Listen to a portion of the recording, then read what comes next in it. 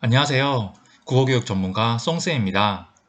오늘은 직업 정보 타파에서 변리사라는 직업에 대해서 한번 알아보도록 하겠습니다.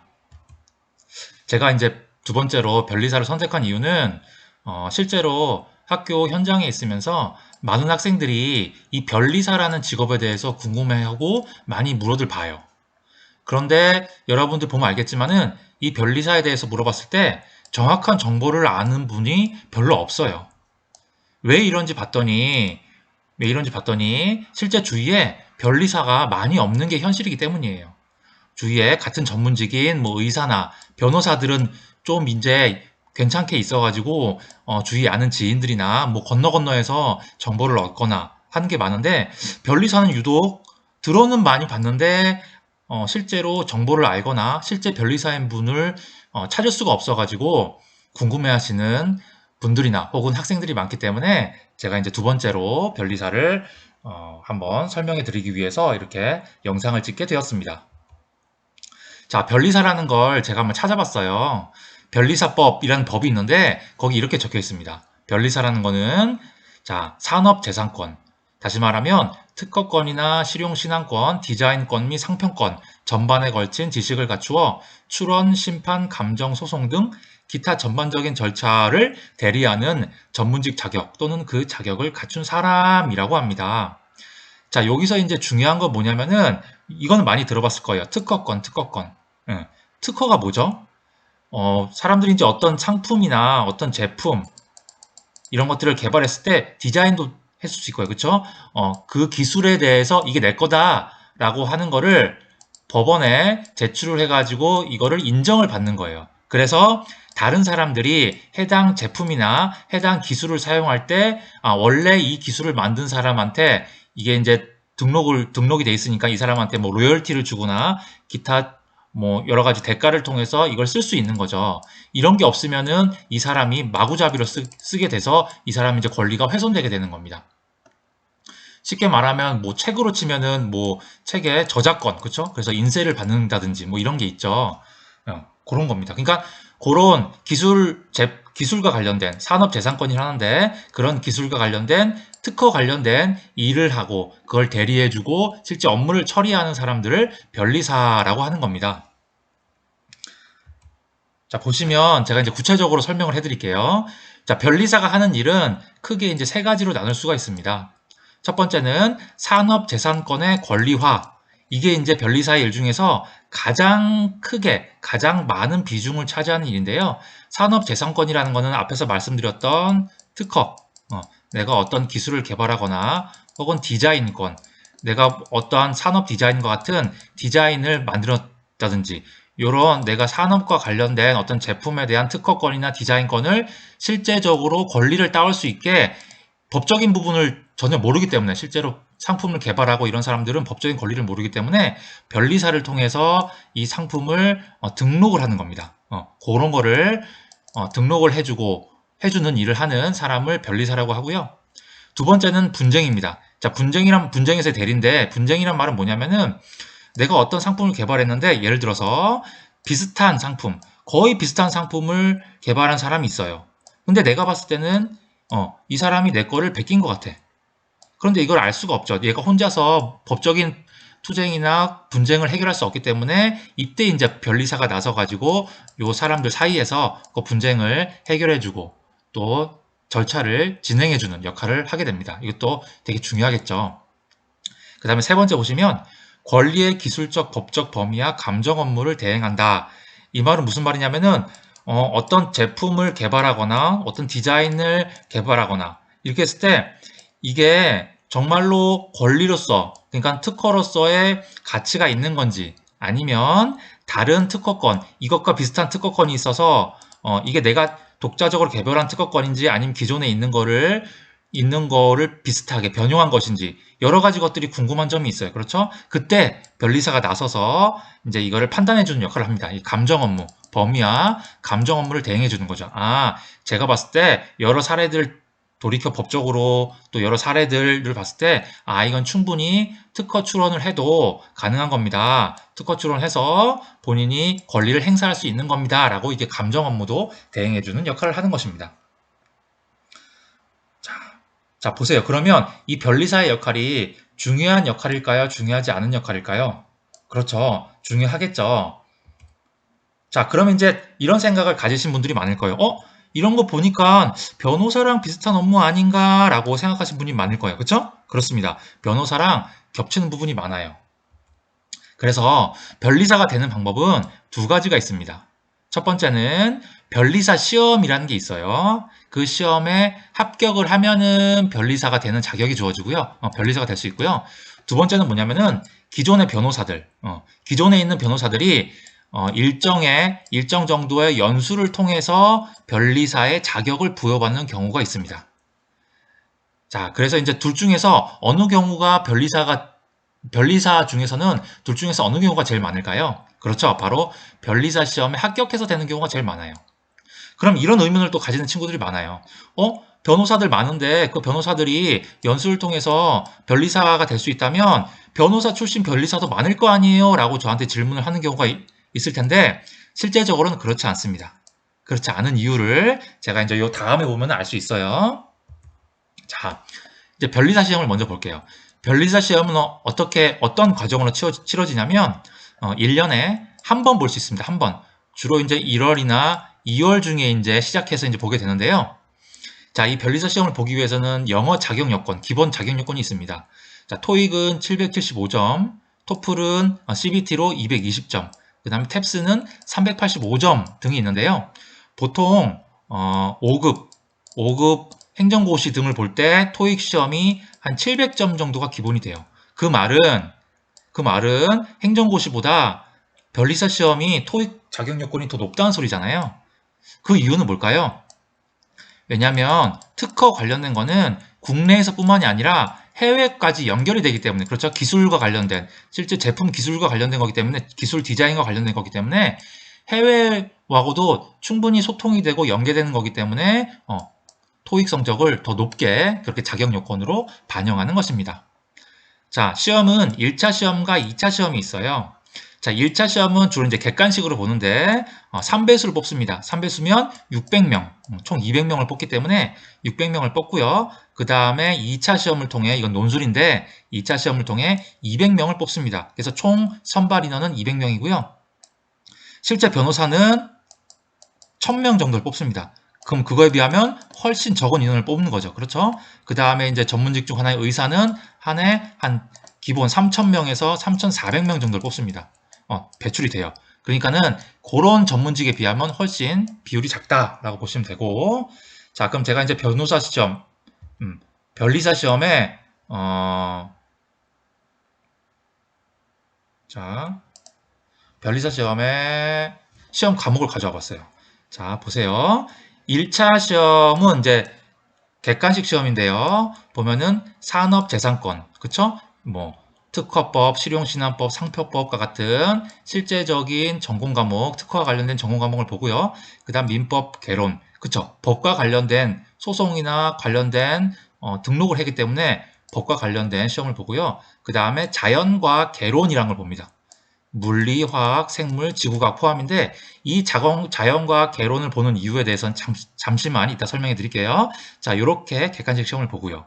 그 다음에 요 1차 시험에 합격하면 2차 시험을 이틀에 걸쳐서 보게 되는데 논술형입니다. 과목을 보면은 특허법이 있고요. 그렇죠? 이건 중요한 거니까. 그 다음에 상표법이 있고 이 특허와 관련돼서 연관돼서 상표법이 있고요. 그 다음에 실제적으로 소송이 발생했을 때 그 그걸 중개하는 역할을 하기 때문에 법률 대리인으로서 민사소송법을 보고요. 그 다음에 여기 보면은 선택 과목이 있어요. 총 19개의 선택 과목이 있는데 여기 중 하나 선택해야 됩니다. 자, 보세요. 디자인부터 시작해서 뭐 기계, 유기화학, 제어공학, 반도체, 약재, 콘크리트학 보세요. 자, 이런 과목들은 디자인이나 저작권 제외하고요. 이런 과목들은 다 어디서 배우는 과목들이에요? 그렇죠. 우리 공대에서 배우는 과목들이죠. 그 다음에 요 자연과학 개론도 어디서 배울 수 있어요? 어떤 전공이 유리하겠어요? 그쵸? 이과 계열, 이공대 계열이 훨씬 유리하겠죠. 그래서 제가 말씀드리는 거예요. 이 변리사는 주로 어떤 학생들이 시험을 보냐면은 이과나 공과, 이공대에 진학한 학생들이 시험을 봐요. 왜 이런 과목들을 변리사 시험에 넣어 놓았을까요? 잘 생각해 보세요. 우리가 실제로 특허를 출원할 수 있는 제품을 생산하는 분야가 어떤 분야입니까? 우리 예를 들어 볼게요. 삼성전자, 그렇죠. LG전자, 뭐 현대자동차 등등등 이렇게 실제적으로 제품을 생산하는 회사들은 다 이공계열 회사들이에요. 이 삼성전자는 뭐 어떤 지식이 필요하겠어요? 뭐 전기, 전자, 회로와 관련된 지식이 필요할 거고 현대자동차는 뭐 기계, 뭐 제어, 데이터 뭐 요런 과목들이 필요할 거 아니에요. 그렇죠? 그렇기 때문에 요런 지식을 전공한 변리사가 와야지만 이 제품이 특허로서의 가치를 가지겠구나라고 판별할 수 있는 거예요. 자, 근데 보세요. 변호사 보세요. 일반 변호사는 주로 어떤 사람들이 변호사 시험을 봅니까? 법대를 졸업해서 법에 대한 전문적인 지식을 가진 문과, 인문계 학생들이 변호사 시험에 봐서 합격을 해요. 자, 이런 인문계 학생들은 이 이공계열에 대한 실제적인 지식을 특별히 공부하지 않는 한은 이런 특허 분쟁에 대해서 권리에 대해서 등록을 하거나 대리하는 업무를 할 수가 없을 것입니다.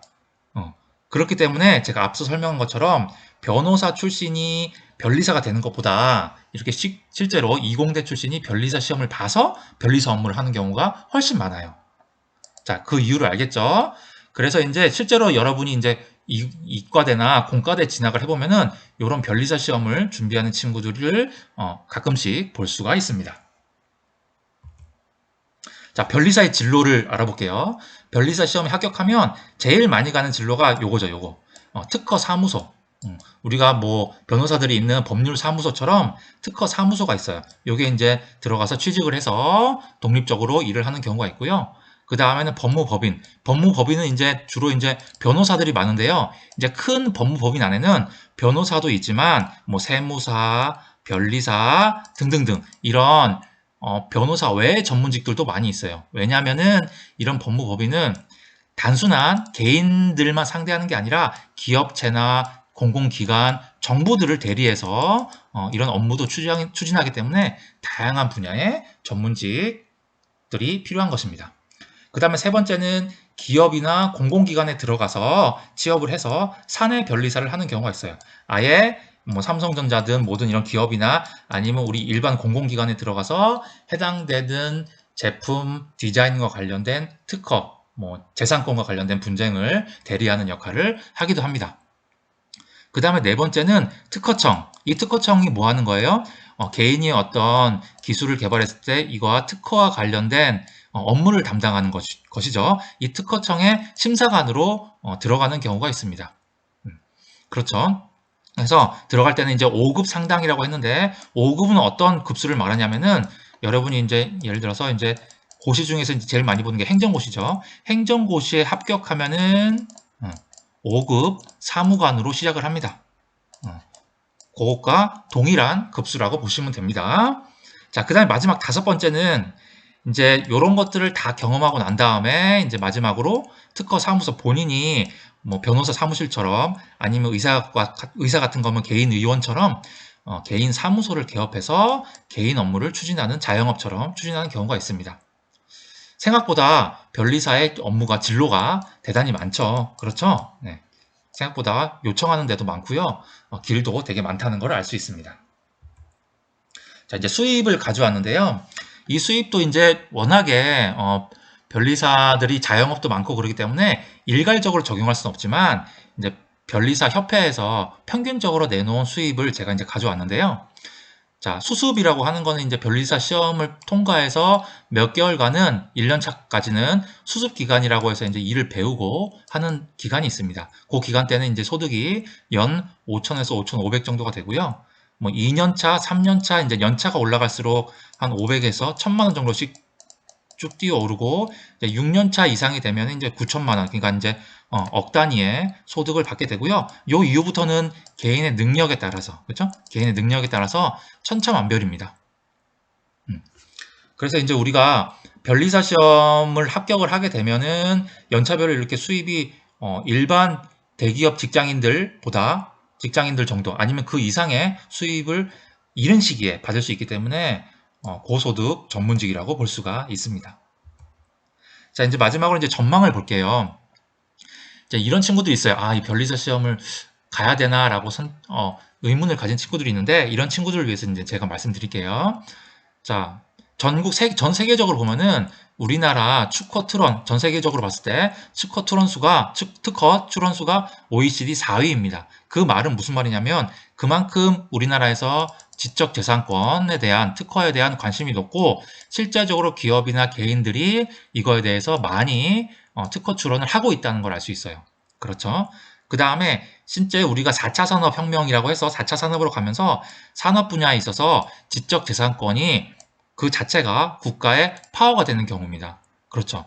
우리가 이제 어떠한 기술을 개발하면 그 기술에 대한 지적재산권을 가지고 있으면 다른 나라에서 제품을 개발할 때 요거에 대해서 우리나라한테 그 특허를 가지고 있는 사람한테 그거에 대한 로열티를 지급하게 되잖아요. 그러니까는 우리가 이제 4차 산업으로 갈수록 중요한 거는 어떠한 실제적인 제품을 만들어서 파는 것뿐만이 아니라 그걸 더 나아가서 어떤 지식이나 눈에 보이지 않는 재산권이기 때문에 그걸 관리하는 변리사가 더 큰 힘을 발휘할 수 있는 것입니다.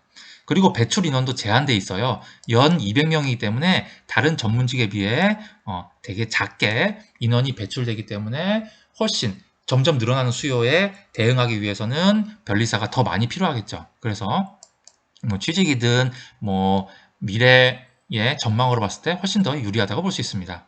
그리고 상대적으로 낮은 경쟁률이에요. 보통 보면은 한 5대1, 6대1 정도 경쟁률을 가지는데 그 이유에 대해서 말씀드리면 변리사 시험을 보는 친구들이 주로 이제 이공대, 공대 친구들일 거 아니에요. 자, 공대 친구들은 우리가 이제 졸업을 하고 나서 뭐 삼성전자니 현대자동차니 뭐 SK니 등등등 일반 대기업의 이공대의 문과에 비해서 상대적으로 취업이 잘 됩니다. 그렇기 때문에 공대에 들어와서 공대생들이 변리사에 관심을 가지는 친구들이 거의 없어요. 거의 없습니다. 그 다음에 또 두 번째는 뭐냐면 이 변리사가 뭐 1년 만에 합격하면 좋겠지만은 기본적으로 2년이나 3년의 시간을 거쳐서 공부할 양도 많고 그렇기 때문에 2년이나 3년의 시간을 거쳐서 합격하는 경우가 대부분이에요. 그래서 이제 합격을 하면 좋겠는데 뭐 합격하는 사람이 있으면 그렇지 않은 사람도 있기 때문에 실패를 했을 때 다른 친구들은 벌써 졸업해서 취업해서 직장 생활을 하고 있는데 이렇게 2, 3년 동안 시험 공부를 해서 합격을 하지 못하면은 이 2, 3년 동안 공부한 것 자체가 취업에 도움이 되는 과목도 아니기 때문에 손해를 많이 보는 거죠. 그렇죠? 그렇기 때문에 이런 이유들 때문에 실제적으로 준비를 해야 되는 공대생들 중에서 변리사를 공부하는 친구들이 많이 없어요. 그래서 상대적으로 경쟁률이 낮습니다. 그래서 여러분들이 이제 생각해야 될 것은 내가 변리사 앞에 봤죠. 변리사가 이런 업무를 추진하는데 내가 관심이 있다. 그리고 변리사는 전문직이고 대부분 개별적이고 독립적으로 일을 하기 때문에 다른 사람과 함께 일하는 걸 좀 싫어하는 친구들, 나만의 능력을 바탕으로 나만의 전문성을 발휘하고 싶은 친구들은 우리가 이제 이과에서는 이과대나 공과대를 많이 가기 때문에 상대적으로 변리사에 대해서 관심이 낮기 때문에 우리가 틈새 전략을 가질 수가 있어요. 그래서 여러분들이 한번 생각을 잘 해봐야 됩니다. 우리가 전문직으로 치면은 이과 안에서는 전문직이 의대만 있는 줄 알지만 우리 공과대가 뽑는 인원이 많죠. 그쵸? 그 인원 속에서 변리사라는 틈새 전략도 있기 때문에 여러분이 한번 잘 생각을 해볼 필요가 있습니다. 자, 제가 이제 마지막으로 말씀드리고 싶은 건 남들이 다 아는 길이 아닌 내가 원하고 또 내가 개척할 수 있는 길을 선택해 보기를 바랍니다. 인생은 한 번밖에 없고요. 그 다음에 우리가 인생을 100세 인생이라고 했을 때 여러분은 이제 뭐 17세에서 19세, 많아야 20세 정도일 거예요. 그렇죠? 이 100세 인생에서 2, 3년의 요 공부 기간은 생각해 보면은 긴 인생에서 아주 짧습니다. 그런데 이 짧은 인생을 열심히 투자해서 나머지 몇십 년을 전문직으로서 나의 전문성을 살리면서 나의 자아 실현을 하고 싶은 그런 목표가 있다면 변리사는 충분히 가치가 있는 직업이라고 생각합니다. 자, 변리사에 대해서 더 관심 있는 친구나 혹은 질문이 있는 친구들은 저한테 댓글을 달아주시거나 개인적으로 연락을 주시면 제가 답변을 드리도록 하겠습니다.